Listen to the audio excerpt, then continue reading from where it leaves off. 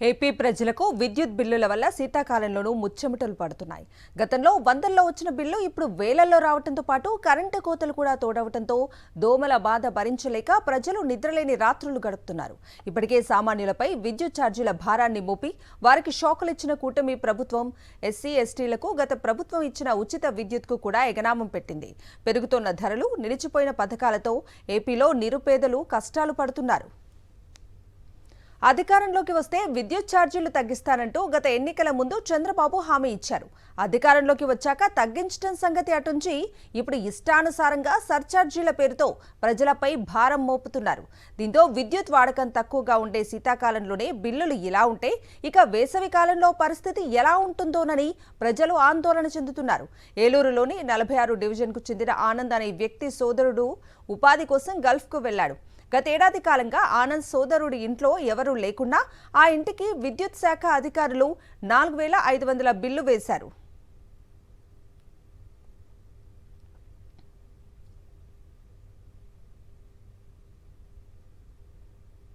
అధికారంలోకి వచ్చిన తర్వాత కరెంటు బిల్లులతో సామాన్యులను హడలెత్తిస్తుంది. చూస్తే మనం ఉన్నటువంటి ఇల్లు ఏదైతుందో ఈ నివాసానికి సంబంధించి కూడా ఇక్కడ ఉన్నటువంటి వారు ఎవరైతే ఉన్నారో వారు కూడా పూర్తి స్థాయిలో కూడా బయటికి వెళ్ళి ఉంటున్నారు. చూస్తే ఇతర దేశాల్లో ఉన్నటువంటి పరిస్థితి కూడా ఉంది. వారికి సంబంధించి కూడా ఇక్కడ ఉన్నటువంటి బిల్లు చూస్తే కనుక ఇంటి యజమాని ఉన్నారు. చూస్తే కనుక రెండు బిల్లు సుమారు 3,000 పైగా బిల్లు కూడా వచ్చినట్టు పరిస్థితి ఉంది.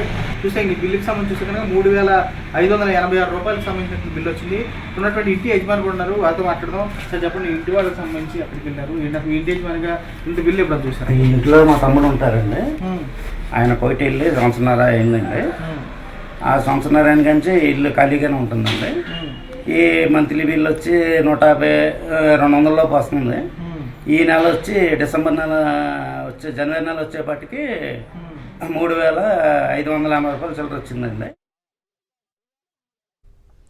ఒక్క ఆనంద్ సోదరుడికే కాక ఏలూరులోని 46వ డివిజన్లోని సుమారు 10 కుటుంబాలకు కరెంటు బిల్లుల మోత మోగింది. రెక్కాడితే గాని డొక్కాడని తమపై వేలల్లో విద్యుత్ బిల్లుల భారం మోపితే ఎలా చెల్లించాలని బాధితులు ఆవేదన వ్యక్తం చేస్తున్నారు.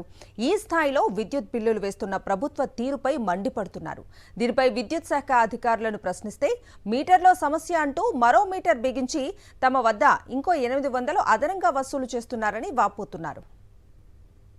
బిల్లు 500, 400 అలాగ వచ్చేది. ఈ నెల 4,900 వచ్చింది.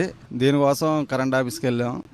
వెళ్తే మీటరు రీడింగ్ చూస్తామని వచ్చి చూశారు.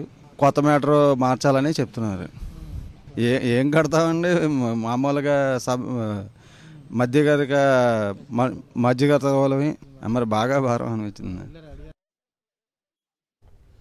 ఎన్నికలకు సంపద సృష్టిస్తానని చిలుక పలుకులు పలికిన చంద్రబాబు ఇప్పుడు విద్యుత్ బిల్లుల రూపంలో ప్రజల రక్తం తాగిస్తున్నాడని పలు సంఘాల నేతలు ఆగ్రహం వ్యక్తం చేస్తున్నారు. కూటమి ప్రభుత్వ పాలనలో సామాన్యుల బాధలు వర్ణనాతీతంగా ఉన్నాయని మండిపడుతున్నారు.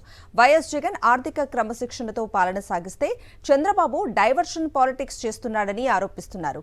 ఎస్సీ ఎస్టీలకు ఇచ్చే 200 యూనిట్ల విద్యుత్ సబ్సిడీకి మంగళం పాడారని, ఆచరణ సాధ్యం కాని హామీలిచ్చి ప్రజలకు వెన్నుపోటు పొడిచారని విమర్శించారు.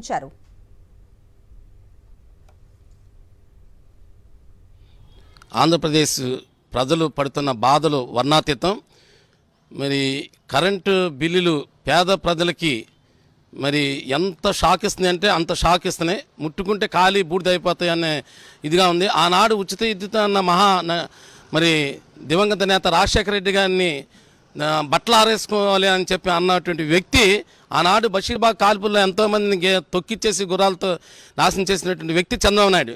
మరి ఈనాడు అక్కడ నుంచి తరిగితే ఇక్కడ ఆంధ్రప్రదేశ్ ప్రజలు వచ్చేసి ఆంధ్రప్రదేశ్ ప్రజల్ని చిత్రహింసలు మాకు పెట్టిన కర్మ ఇతని వల్ల ఎంత బాధపడుతున్నామంటే అంత బాధపడుతున్నాం. ఏదైతే కూటమి ప్రభుత్వం ఏదైతే తప్పుడు వాగ్దానాలు చేసిందో, ఇవాళ ఈ రాష్ట్ర ముఖ్యమంత్రి నారా చంద్రబాబు నాయుడు గారు ఎటువంటి వాగ్దానాలు చేశాడు. ఇవాళ వైజాగ్ మీటింగ్లో కానీ, ఇవాళ కడప మీటింగ్లో కానీ ఎక్కడ పడితే అక్కడ విద్యుత్ ఛార్జీలు అనేవి పెంచం, సామాన్యుడి మీద విద్యుత్ భారం అనేది పడదు, ఇవాళ విద్యుత్ది సోలార్ లాగా విద్యుత్ మనమే అమ్ముకునే పరిస్థితిలో తీసుకొచ్చేలాగా నేను సంపద సృష్టిస్తానని ప్రతి మీటింగ్లో చెప్పడం జరిగింది.